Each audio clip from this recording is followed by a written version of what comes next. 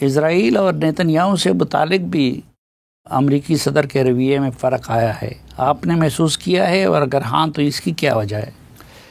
بالکل ہوا، جو خلیجی سربراہی کانفرنس تھی اس میں صدر ٹرمپ نے بڑی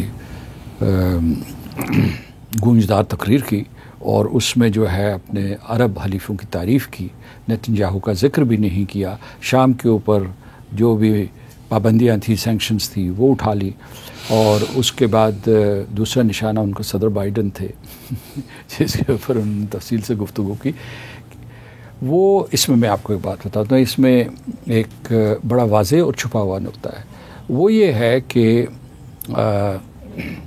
صدر ٹرمپ ابراہیم اکارڈز کے موجد اور معمار ہیں، اور انہوں نے جب یہ شروع کیا سلسلہ تو اس کا بڑا مومنٹم ہو گیا اس وقت بھی، اور بائیڈن ایڈمنسٹریشن کے دوران بھی جاری رہا، تا وقت کہ 7 اکتوبر کو حماس نے حملہ نہیں کر دیا، اور اس کے بعد نیتنیاہو نے بین الاقوامی قوانین کی پرواہ کیے بغیر وہاں نسل کشی شروع کر دی، جینوسائیڈ شروع کر دیا، اور اس کے بعد جنگی جرائم سرزد ہوئے اسرائیل سے۔ یہ میں اس لیے یہ نقطہ بتا رہا ہوں کہ سعودی عرب بہت آگے چلا گیا تھا، کم از کم میری اطلاعات کے مطابق، ابراہیم اکارڈز میں 7 اکتوبر 2023 سے پہلے، لیکن سعودی عرب اور امارات پہلے چلی گئی تھی، اس کے بعد بہت سارے مسلمان ممالک ابراہیم اکارڈز کا حصہ بن رہے تھے، امریکہ کو پے در پے کامیابیاں حاصل ہو رہی تھی، لیکن اس کے بعد یہ ہوا کہ سعودی عرب کا رویہ تبدیل ہو گیا۔ ان کے جو 3 نکات تھے کہ ہمیں اسلحہ دو، وہ کہتے تھے ہمیں اگر ایران کے پاس جوہری صلاحیت ہے تو ہمیں بھی جوہری صلاحیت دو، کوئی بنیادی جوہری صلاحیت دو، اور تیسرے یہ کہتے تھے کہ 2 ریاستی فارمولے کو مانو، اور اس کو نیتنیاہو کو روکو کہ یہ فلسطینیوں کو نہ مارے۔ 2 ریاستی کلیہ جو تھا اس میں انہوں نے ایک اور شرط عائد کی کہ نہ صرف امریکہ اس کا اقرار کرے، بلکہ اس میں یہ بتائے کہ یہ اس کا نقطۂ آغاز کیا اور نقطۂ انجام کیا، کب تک وہ ریاست قائم ہو جائے گی۔ مثلا فرض کیجئے کہ آج آپ اعلان کرتے ہیں کہ امریکہ اعلان کرتا ہے کہ کھل کر کہتا ہے کہ 2 ریاستیں میں ریکگنائز کرتا ہوں، فلسطین کو بحیثیت ریاست تسلیم کرتا ہوں، تو اس کے بعد ایک عمل ہوگا ان کو ایک ریاست بنانے میں، وہ کب ختم ہوگا؟ یہ سعودی عرب کا مطالبہ تھا۔ اچھا، اور 7 اکتوبر کے بعد وہ پیچھے ہٹنا شروع ہو گئے، اور اگر سعودی عرب ابراہیم اکارڈز میں نہیں ہے تو ابراہیم اکارڈز کا پورا ڈھانچہ گر جائے گا۔ آپ کو اس کی جھلک صدر ٹرمپ کی تقاریر میں، ابھی جو ان کا حالیہ خلیجی دورہ ہے اس میں نظر آیا، ان کا رویے میں لچک تھی، اور وہ کوئی ایسا فیصلہ کرنا چاہتے ہیں کہ وہ جس سے مشرق وسطیٰ کا یہ مسئلہ حل ہوگا۔ اسی میں جو آپ نے پچھلا سوال پوچھا تھا کہ ان کی سوچ میں یہ آئی ہے کہ یہ جو پرانے مسائل چل رہے ہیں، فلسطین ہے، کشمیر ہے، یا پھر جو ہے یورپ میں بار بار جنگ کا آغاز ہو جاتا ہے، تو اس منظرنامے، اس اسٹریٹجک منظرنامے کو تبدیل کیا جائے۔ وہ اس حد تک آگے گئے ہیں صدر ٹرمپ کہ انہوں نے یورپ کو چین سے بڑا مسئلہ قرار دے دیا ہے۔ انہوں نے کہا کہ یہ ہمیں بہت تنگ کرتے ہیں، جنگیں خود کرتے ہیں، دفاع ہم سے کرواتے ہیں، ہمارے اخراجات انہوں نے بڑھا دیے ہیں، اور انہوں نے مجبور کیا ہے نیٹو کے جتنے بھی باقی ارکان بھی آپ اس میں نیٹو میں جو اپنا کنٹریبیوشن ہے اسے زیادہ کریں، اور دوسرا یہ ہے کہ آپ اس کے ساتھ دوسری چیز یہ ہے کہ آپ امریکہ کے ساتھ ٹیرفز کم کریں، آپ جو ہے ہماری چیزیں جو ہے مہنگے داموں بکواتے ہیں اور اپنی چیزیں یہاں سستے داموں بکواتے ہیں، تو اس پورے کے پورے عمل کو ریورس کیا جائے۔ تو اس تناظر میں آپ دیکھ لیجئے جو بھی مشرق وسطیٰ میں ابھی ڈیولپمنٹس ہو رہی ہیں۔ آپ کو کیا امید ہے، آپ کا کیا تجزیہ ہے کہ اسرائیل اور فلسطین کے قضیے کے سلسلے میں ڈونلڈ ٹرمپ کی کوششیں کچھ کامیاب ہو جائیں گی؟ اگر امریکہ چاہے تو وہ کر سکتا ہے۔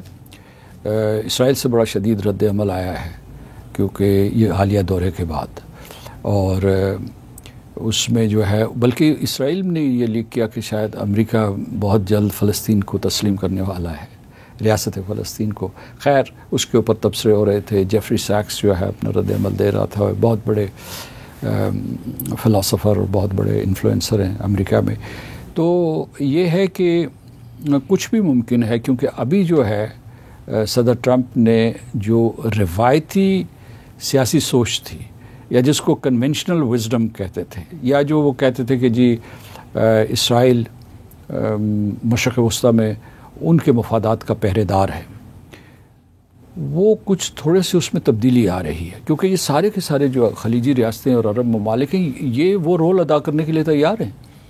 تو مطلب یہ ہے کہ اسرائیل وہاں تنہا نہیں ہے کہ جی وہ واحد وفادار ہو. لیکن اس میں یہ یاد رکھیے گا، کل میں نے کہیں گفتگو کرتے ہوئے یہ بھی کہا کہ اسرائیل کا اور اسرائیل کے حامیوں کا اتنا اثر و رسوخ ہے امریکہ میں کہ انہوں نے یونیورسٹیوں کے پریزیڈنٹس اڑوا دیے، انہوں نے لوگوں کے کاروبار بند کر دیے، انہوں نے جنہوں نے بھی اسرائیل کے خلاف احتجاج کیا تھا ان کو پابند سلاسل کر دیا. امریکہ میں یہ اس کا آپ سوچ بھی نہیں سکتے، کیونکہ وہاں جو ہے رائے کی آزادی کا احترام کیا جاتا ہے، اور اس کو جو ان کے قانون اور آئین میں لکھا ہوا ہے، یہ ایک ان کا مقدس ٹینٹ ہے، اس کو پامال کر دیا گیا. تو اس لیے یہ ہے کہ ہمیں کوئی جلدی میں کوئی نتائج نہیں، تو اس گہرے اثر و رسوخ کے جو وہاں پہ جیوش کا ہے، اس کے ہوتے ہوئے کیا ٹرمپ کوئی سیریس رول پلے کرے گا، یا کہ اب چونکہ عرب ممالک کے دورے پہ تھا تو ان کو صرف خوش کرنے کے لیے انہوں نے یہ اعلانات کیے؟ دیکھیے، عرب ممالک سے جو تحفے ان کو ملنے تھے وہ مل گئے، ریاست کے لیے بھی اور اپنے لیے بھی. تو ان لوگوں نے خلیجی ریاستیں جو ہیں انہوں نے بڑی ان کی میزبانی کی، بڑی فیاضی کا مظاہرہ کیا، سرمایہ کاری کریں گے. تو ایک طریقے سے ان کا مشن کامیاب ہو گیا ہے. دوسرا یہ ہے کہ پوری خلیجی ریاستیں امریکہ کے لیے بہت منفعت بخش ہیں. آخری نقطہ یہ ہے کہ پورے کا پورا خلیج جو ہے، خلیجی ریاستیں جو ہیں وہ ایک نئی نہج پہ ہیں. ایک وہ وہاں ترقی ہو رہی ہے، بہت تبدیلی ہو رہی ہے وسیع پیمانے پہ. خود سعودی عرب کا ہر شہر جو ہے وہ دوحہ اور دبئی بن جائے گا، یعنی جس رفتار سے وہ چل رہے ہیں اور ان سے آگے چلا جائے گا. اس میں امریکہ کے مفادات ہیں، ان کی جو سرمایہ کار ہیں ان کے مفادات ہیں. تو اس میں پاکستان کے لیے بھی ایک بہت موقع ہے. میں نے کسی ایک محفل میں یہ کہا تھا، کوئی امریکی مہمان آئے ہوئے تھے تو وہ کہہ رہے تھے کہ جی یہاں ہم اس وجہ سے سرمایہ کاری نہیں کر سکتے، اس وجہ سے نہیں کر سکتے. بائی دا وے ان کی دلچسپی بڑھ گئی ہے پاکستان کی معدنیات میں. پاکستان میں ابھی آپ نے بیرنز کا تجزیہ پڑھا ہوگا، ان کا پاکستان کی تو معیشت بہت اچھی ہے. ہم نے غفلت کی ہے اتنے عرصے سے، جو ہے اس کو بھلائے رکھا ہے. اس میں سرمایہ کاری کرنی چاہیے. آپ کے لیے اچھا خوشگوار ماحول ہے ان دنوں. تو میں یہ کہہ رہا ہوں کہ اس میں ہمارے لیے بھی موقع ہے. تو امریکہ جو ہے، جو صدر ٹرمپ کا راستہ ہے کہ یہ پرانے قضیے تنازع اگر ان کو حل کر کے کسی نئے طریقے سے out of the box solution ڈھونڈ کے تو کوئی نئے راستے تراشتے ہیں.